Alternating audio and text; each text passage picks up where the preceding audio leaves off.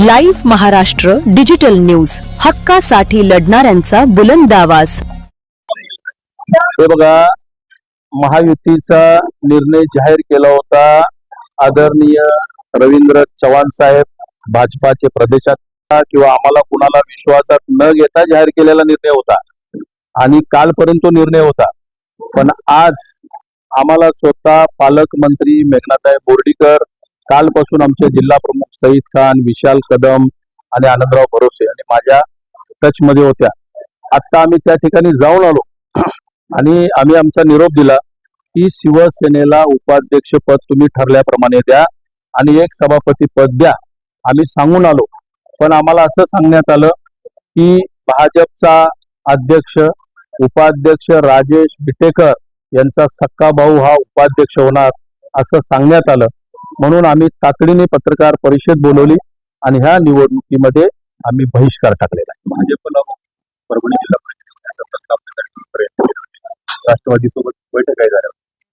हे बघा, ते प्रयत्न आम्ही नव्हते केले. राष्ट्रवादी काँग्रेसचे या जिल्ह्यातले एकमेव आमदार आहेत राजेश विटेकर.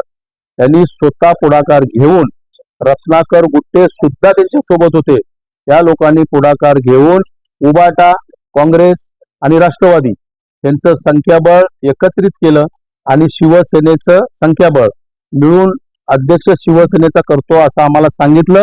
कारण भारतीय जनता पक्ष आणि राष्ट्रवादी यांच्यात आतमध्ये कुरबुरी आहे, आतमध्ये त्यांचं जमत नाही. म्हणून भारतीय जनता पक्षाला बाजूला ठेवून शिवसेनेचा जिल्हा अध्यक्ष करायचं त्यांचं ठरलेलं होतं. म्हणून आम्ही त्यांच्यासोबत होतो. आता त्यांचं मी काही सांगू शकत नाही. आम्ही तर नाही, आम्ही आता विरोधात नाही, ते मला काय बोलायचं नाही. पण आमची भूमिका आजपासून जिल्हा परिषद मध्ये शिवसेना विरोधी बाकावर बसणार. वरिष्ठांकडून आलेले आधी डावलले आमच्या साहेबांना, शिंदे साहेबांना राष्ट्रवादीने, बीजेपीने फसवलं हा आरोप मी करतोय. कारण शिवसेनेचा उपनेता संपर्क प्रमुख म्हणून मी आरोप करतोय, बाळासाहेबांचा कडवट शिवसैनिक म्हणून आरोप करतोय. तिन्ही जिल्हा प्रमुख आहेत आमचे पदाधिकारी, त्यांच्या साक्षीने सांगतोय. राष्ट्रवादी काँग्रेसने आरोप केला की भाजपचे दोन गट आहेत, त्या दोन्ही गटांमुळे पहिला खंजीर खुपसण्याचं पाप केलं असेल तर राजेश विटेकर म्हणजेच राष्ट्रवादीचे आमदार, त्यांनी आमच्या पाठीत पहिला खंजीर खुपसला. आणि भारतीय जनता पक्षावर पण माझा आरोप आहे की उपाध्यक्ष पद देतो म्हटले आणि ऐन टायमाला नाही म्हणून सांगितलं.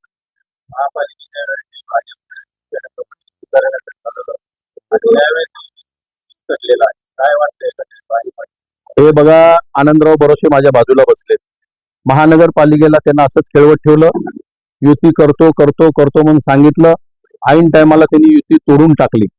सेकंड टाइम जिल्हा परिषदेला मी स्वतः होतो, मला सांगितलं, आमचा विशाल या ठिकाणी आम्हाला सांगितलं युती करतो, आपण युतीमध्ये लढू. ऐन टायमाला तसंच केलं आणि आता ही परिस्थिती उद्भवली. आता भारतीय जनता पक्षाला ते विचारा जाऊन 100% केली, का नाही करायची? 12-13 दिवस होते आमच्या सोबत राहिले, आमच्या वरिष्ठ लोकांच्या टच मध्ये राहिले, आमच्या नंदनवर बंगल्यावरती साहेबांना भेटायला गेले, मिटिंगा केल्या आणि ऐन टायमाला आम्हाला असा धोका दिला. आमच्या दारावर आलेले